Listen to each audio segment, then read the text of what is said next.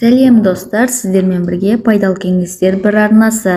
Бүгін сіздерге қара бұрыштың пайдасы туралы айтатын боламыз. Ал кеттік, онда бастаймыз. Бүгінде қандай тағам болса да қара бұрышсыз елестету қиын. Ет, балық, қозықұйрық және көкөністерден дайындалған тағамдарға бұрышты дәмдеуіш ретінде міндетті түрде қосамыз. Ұнтақталған қара бұрыштың көптеген емдік қасиеттері бар. Мәселен, диабетті ашады, кекіруді басады, қақырықты сұйылтады және қан айналымын жақсартады. Назарларыңызға ұнтақталған қара бұрыштың одан өзге де емдік қасиеттерін ұсынатын боламыз.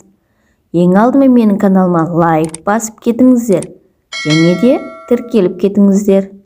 Бірінші әдісіміз тыныс алу жолдарын суық дегенде бір ас қасық ұнтақталған қара бұрышты бір стакан балмен араластырып, бір шай қасықтан күніне 3-4 рет ішеді. Сонымен қатар бұл емдік әдіс жүрек ауырғанда және зәр айдайтын дәрмек ретінде жақсы көмектесетін ұмытпаңыздар. Екінші әдісіміз ұнтақталған қара бұрыштың қанды қыздыратын қасиеті бар. Ол үшін бір аптада бірдей мөлшерде қант пен ұнтақ бұрышты араластырып, жарты шай қасығын бір стакан сүтпен ішеді. Нәтижесі бір емнен кейін байқалатын болады.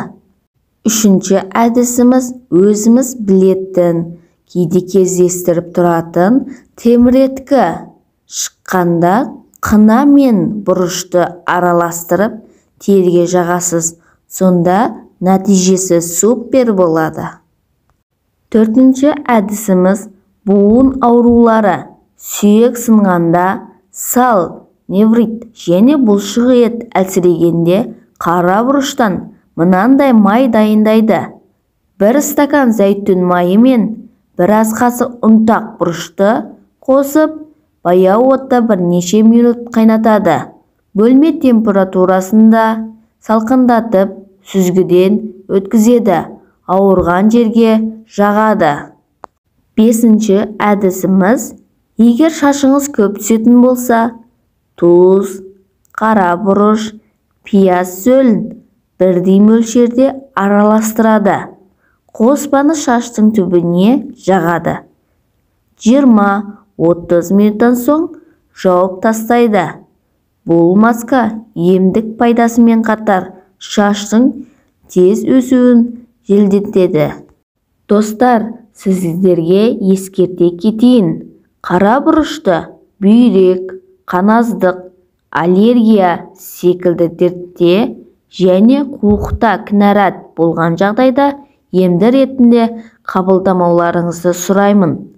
Сіздерге менің пайдалы кеңестерім ұнаған болса, менің каналыма жазылып, лайк басып, өз ойларыңызды жазыңыздар.